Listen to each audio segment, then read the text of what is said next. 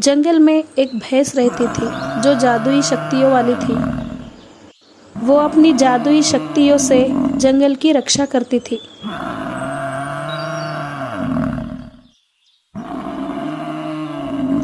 एक दिन एक बाघ पास की जंगल में आता है। वो बहुत ही खूंखार और निर्दयी था।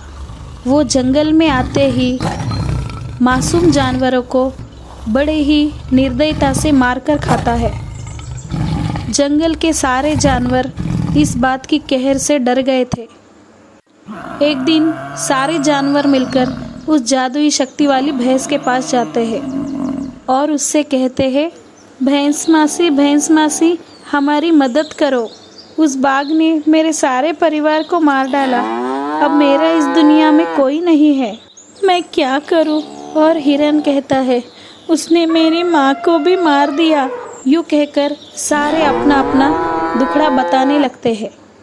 तब उस जादुई भैंस को बाघ पर बहुत गुस्सा आता है और तभी वो कहती है, तुम लोग रो मत।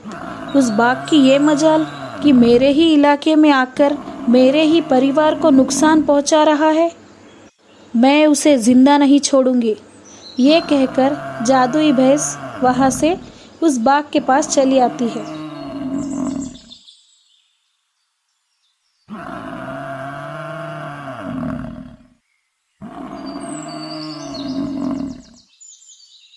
बाघ उस जादुई शक्ति वाली भैंस के सामने कमज़ोर पड़ जाता है और कहता है और सोचता है कि अब मुझे ताकत से नहीं बुद्धि से काम लेना होगा। भैंस, मुझे माफ़ कर दो, मुझसे गलती हो गई, मैं ऐसी गलती दोबारा नहीं करूँगा, देखो मुझे माफ़ कर दो।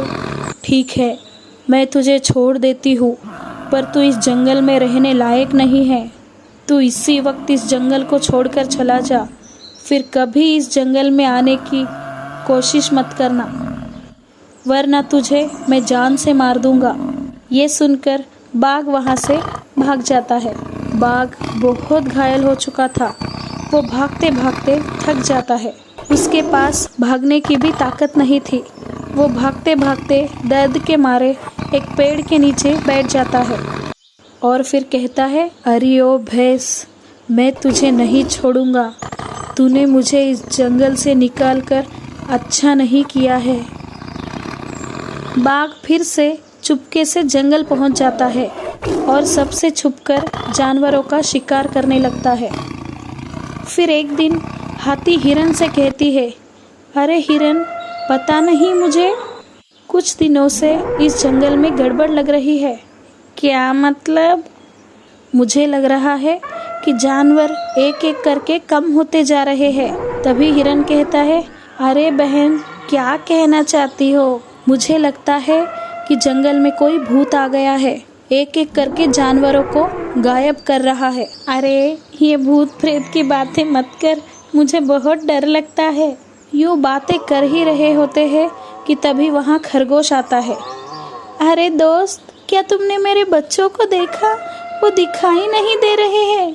तभी वो कहते हैं, अरे यही कहीं होंगे, तुमने ठीक से देखा नहीं होगा। नहीं, मैंने सब जगह देख लिया, पर वो कहीं नहीं मिल रहे हैं।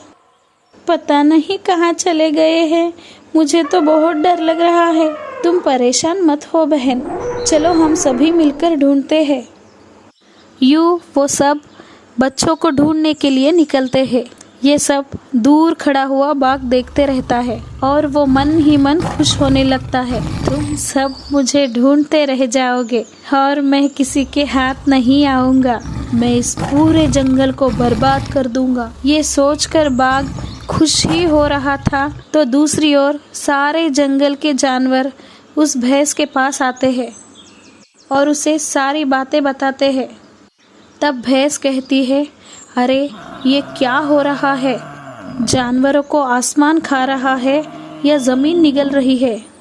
तो भैंस अपनी जादुई शक्तियों का इस्तेमाल करती है और पता लगाती है कि जानवर कहाँ गायब हो रहे हैं। ये बाघ अपनी हरकतों से बाज नहीं आएगा, अब मैं इसे नहीं छोड़ूंगी। ये कहकर भैंस बाघ को ढूंढते हुए निकलती है। तभी उसका सामना बाघ से होता है। बाघ भैंस को देखकर चौंक जाता है। क्यों, तुम मुझे देखकर चौंक गए?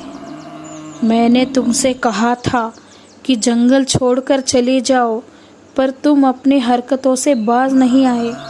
अब मैं तुझे जिंदा नहीं छोड़ सकती। ये कहकर भैंस बाघ पर हमला करती है और उसे अपने सींग पर उठाकर मार देती है। ये देखकर सारे जानवर खुश हो जाते हैं और फिर से जंगल में खुशियाँ छा जाती है। काफ़ी दिनों से चीता एक अच्छा शिकार ढूंढ रहा था।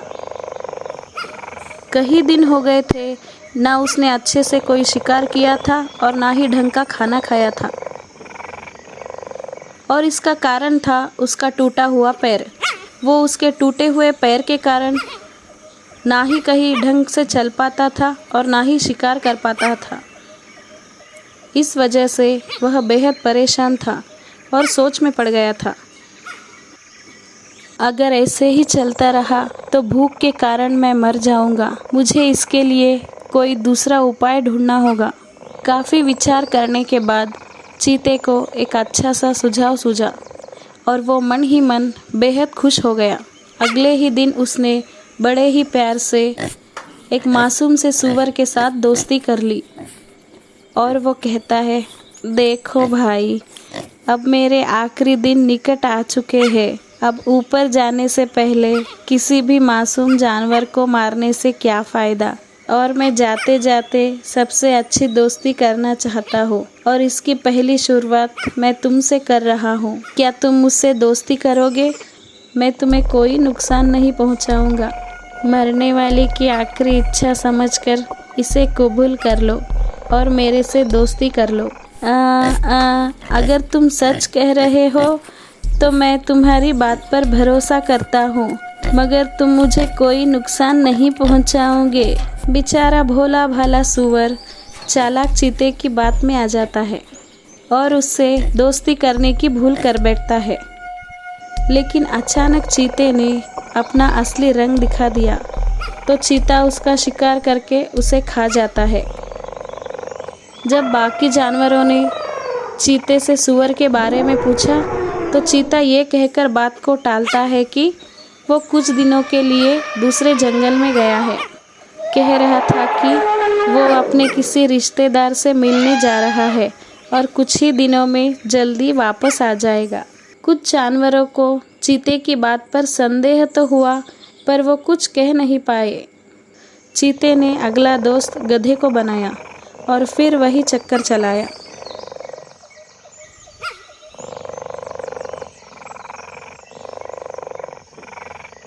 और कुछ दिनों बाद गधा भी दूसरी जंगल चला गया था। अब जानवरों में डर बैठ गया था और वो सतर्क हो गए। अब तीसरी बारी आई एक गर्भवती हिरण की। हाँ, अब तो मेरे मज़े ही मज़े हैं। अब मेरा पैर भी ठीक होने वाला है, मगर मैं रोज़ इसी तरह से अपना शिकार किया करूँगा। कौन बेकार में भागा दौड़ी करके मेहनत करेगा जब आराम से घर बैठे शिकार मिल रहा हो। अब उस हिरण की बारी, अब उसका शिकार करूँगा। काफ़ी स्वादिष्ट होगा उसका मांस और उसके पेट में पल रहे बच्चे का भी। ये सोचकर ही मेरे मुंह में तो पानी आने लगा है।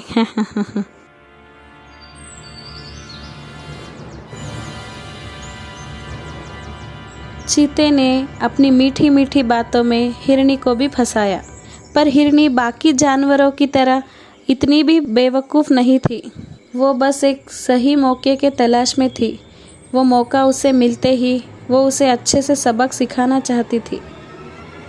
और आखिरकार चीता ने अपना रंग दिखा ही दिया, उस पर हमला कर दिया और वो खुद एक पेड़ से जाकर टकरा गया, जिससे उसका जख्मी पैर पहले से भी और ज़्यादा जख्मी हो गया।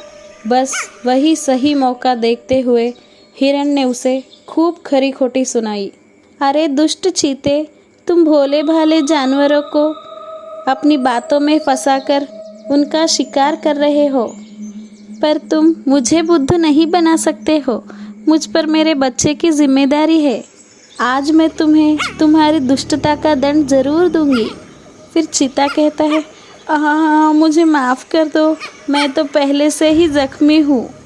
तब हिरनी कहती है, ओह, अब तुम मुझसे दया की याचना कर रहे हो, पर तब क्या हुआ था जब तुमने मासूम जानवरों को मारकर अपना शिकार बनाया? चीता, नहीं नहीं, मुझे छोड़ दो, कहकर वो वहाँ से भागने की तैयारी करता है। पर जैसे ही वो वहाँ से हिला, अपने सींग के ऊपर उठाकर चीते को नीचे गिराया।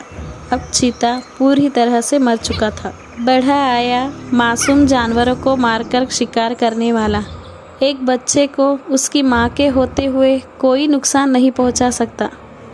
एक एक करके पूरे जंगल में चीते की बात फैल गई। सभी जानवर चीते की मौत से खुश हुए। जब बात अपने बच्चे पर आती है, तब माँ से शक्तिशाली दुनिया में और कोई नहीं होती है।